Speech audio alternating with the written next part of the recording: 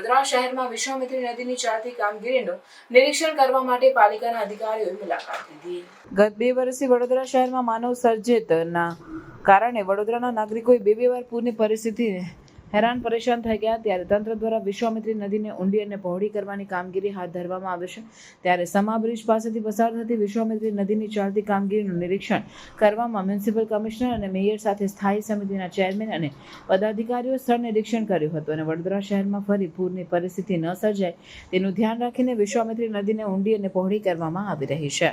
અત્યાર સુધીમાં જે 24.7 કિલોમીટર વિશ્વામિત્રી નદીનું વાઇડનિંગ રિસેક્શન જંગલ કટિંગનું કામ હતું, તેમાંથી 18 લાખ કરતાં વધુ ક્યુબિક મીટર માટી એમાંથી એક્સકેવેટ કરવામાં આવી છે। કહી શકાય કે 95% જેટલી કામગીરી પૂર્ણ થઈ છે।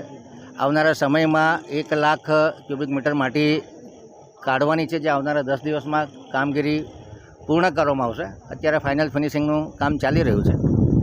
જે નવા સ્લોપ બન્યા છે રિસેક્શનને લીધે એની સોઇલ લૂઝ હોય એટલે એને સ્ટેબિલાઇઝ કરવા માટે વેટીવર ગ્રાસ સિસ્ટમ લગાડવામાં આવી છે। આ Jio technical bio engineering solution છે, જેના થકી જે નવા સ્લોપ બન્યા છે એની ઉપર કોયર પાથરી અને એની ઉપર કોયરનું જીઓ ટેક્સટાઇલ્સ 700 GSMનું ફેબ્રિક લગાડી એ ફેબ્રિકને ફિક્સ કરવામાં આવે છે યુ બેન્ડથી, અને એમાં દરેક સ્ક્વેર મીટર 15 થી 25 જેટલા વેટીવર ગ્રાસના પ્લાન્ટ કરવામાં આવે છે। વેટીવર ગ્રાસની ખાસિયત એવી છે કે કોઈ પણ વાતાવરણમાં ઉગી શકે છે, પાણી સારું એબ્સોર્બ કરે છે, પાણીની જરૂર પડે એનું હાઇટ 130 થી 50 સેન્ટીમીટર જમીનની ઉપર હોય, પરંતુ જમીનની અંદર 3 થી 4 મીટર સુધી એના મૂળિયા વર્ટિકલી ડેવલપ થતા હોય છે અને ઇન્ટરલોકિંગ મૂળિયાને લીધે સોઇલ સ્ટેબિલાઇઝ થતી હોય છે। આ મૂળિયાના ખાસિયત એ છે કે જમીનમાં રહેલા ફોસ્ફરસ સલ્ફરને પણ એબ્સોર્બ કરે છે। નદીના કિનારે વોટર બોડીમાં જે યુટ્રોફિકેશન કહીએ કે જેમાં સલ્ફર અને ફોસ્ફરસનું પ્રમાણ વધી જતું હોય છે એને પણ ઓછું કરે છે, એટલે પાણીની બાયોલોજીકલ ઓક્સિજન ડિમાન્ડ પણ મેન્ટેન કરે છે, પાણીનું રેગ્યુલર ક્લિનિંગ પણ થયા કરે છે, એટલે વોટર બોડીનું ફાઇટો રેમેડિએશન પણ આ રૂટ સિસ્ટમથી થતું હોય છે।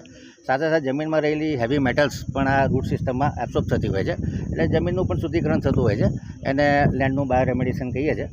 એટલે ખૂબ સારી સિસ્ટમ છે। શરૂઆતના સમયમાં આ જીઓ ટેક્સટાઇલ મેમ્બ્રેન છે એ માટીને સપોર્ટ કરતું હોય છે, અને જ્યારે પ્લાન્ટ ગ્રો થઈ જાય પછી એના મૂળિયા આ જમીનને જકડી રાખતા હોય છે।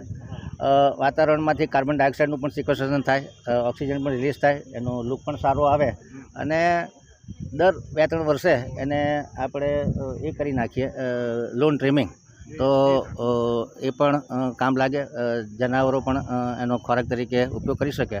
એના મૂળિયામાંથી પણ સારા એવા આલ્કલોઇડ નીકળતા હોય છે કે જે પરફ્યુમ ઇન્ડસ્ટ્રીમાં પણ કામ લાગતા હોય છે।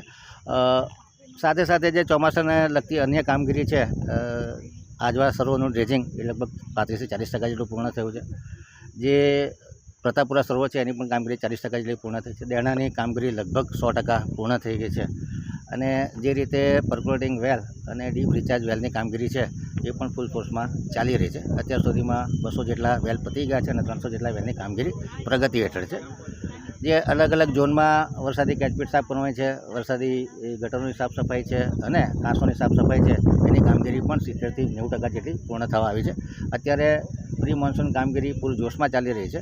આશા રાખીએ કે આ વખતે વોટર લોગિંગ અને વોટર ફ્લડિંગની સમસ્યામાં ઘટાડો થાય।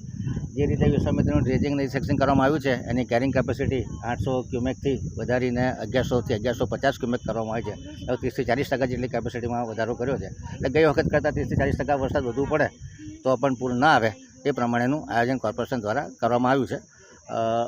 આખી સિસ્ટમ લગાડી છે।